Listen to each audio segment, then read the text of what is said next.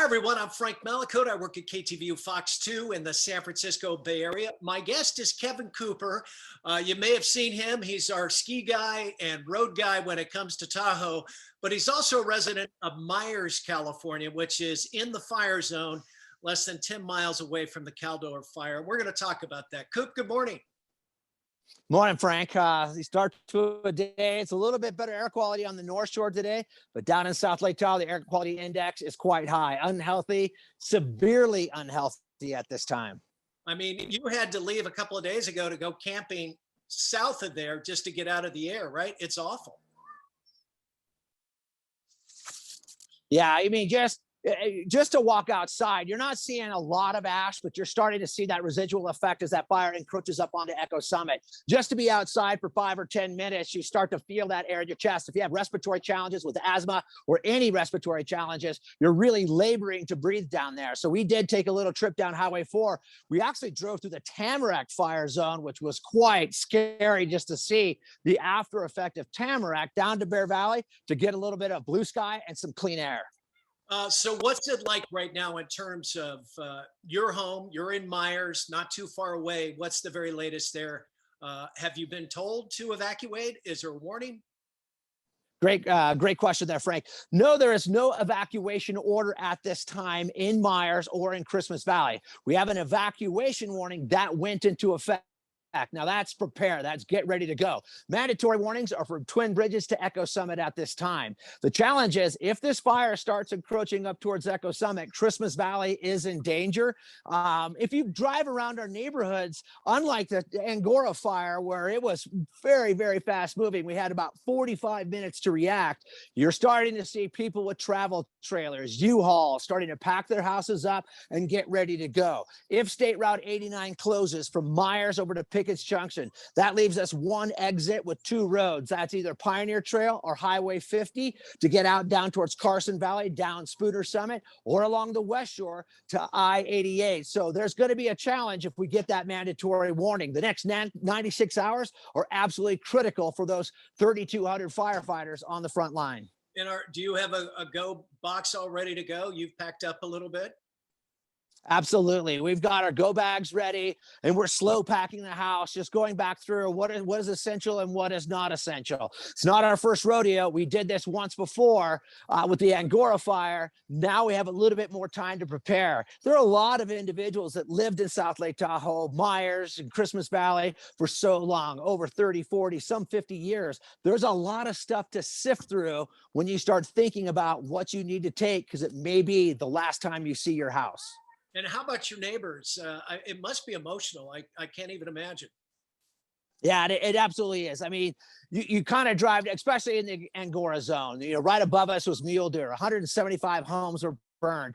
These people are going through it for the second time. And they're really going through this time going, is it really going to happen? It's a slow fire. It moved very fast at one point last Tuesday, but now it's just kind of that ominous waiting factor. Are we going to have to evacuate or are we not? Now, the U.S. Forest Service and CAL FIRE are doing an amazing job updating the community every morning at 7 a.m. and every evening at 7 p.m. at night with the official information. And that's where I hope everybody's going to get the facts on where the warnings are and where the mandatory evacuations are. So it is kind of a wait, watch, and see, but it is ominous, and I'll tell you, it's spooky and very emotional. It looks like Armageddon down there. Oh, I know. I was up a week ago. You couldn't breathe. You could touch the air. It was so thick. Yeah. Are people still coming up to South Lake Tahoe, or is that really slowed down? And what about businesses? Yeah, that's a great question, Frank. Just driving around yesterday, you can notice that there's not a lot of people in South Lake Tahoe right now. And the businesses themselves are putting their employees first and foremost. A lot of them are closing early. The examples is the Rayleighs in South Lake Tahoe at the Y. They had a gentleman at the front door. They were closing earlier. They're making sure those doors are closed. They're making sure people are wearing their masks.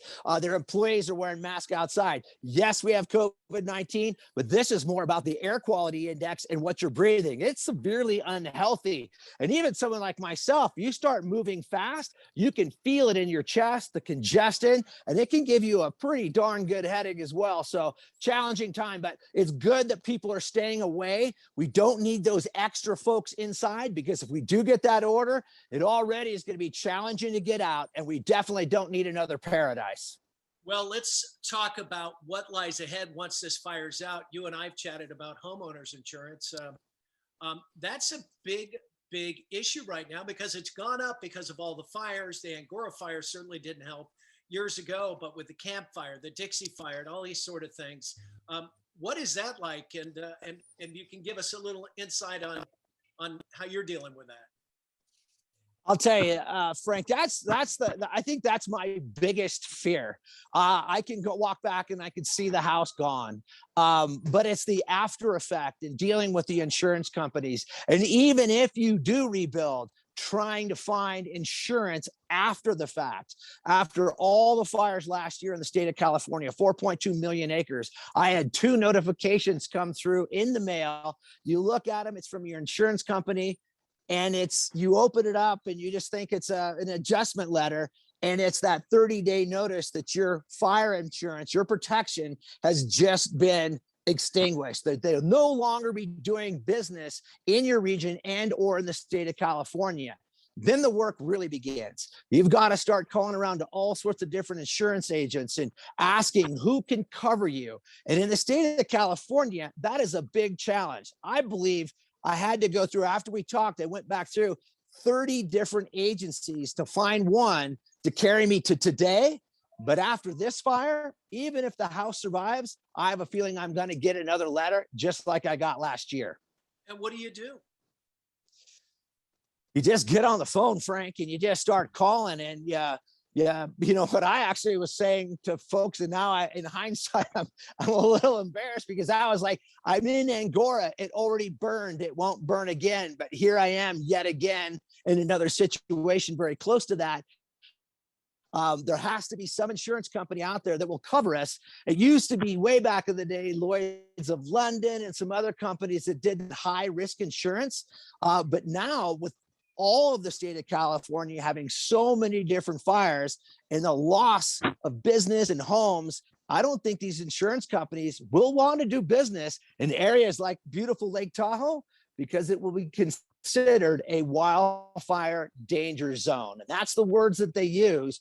You're in a wildfire danger zone. Can you give us an idea how much your insurance has gone up in the last few years? Fourfold.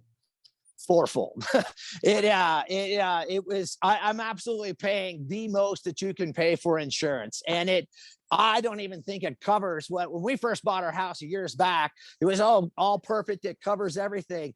I have a feeling that there are a bunch of loopholes in the policies because they were a phone book thick when I got them on all the different dangers and what we had to sign off on. I think it's a challenge. I think it needs to be addressed by the state of California. I think it needs to be addressed by the insurance industry as a whole, because this seems to be the trend now. It's not unusual. This is trending to be the norm in and around our state, Nevada, Utah, Colorado, the Western United States.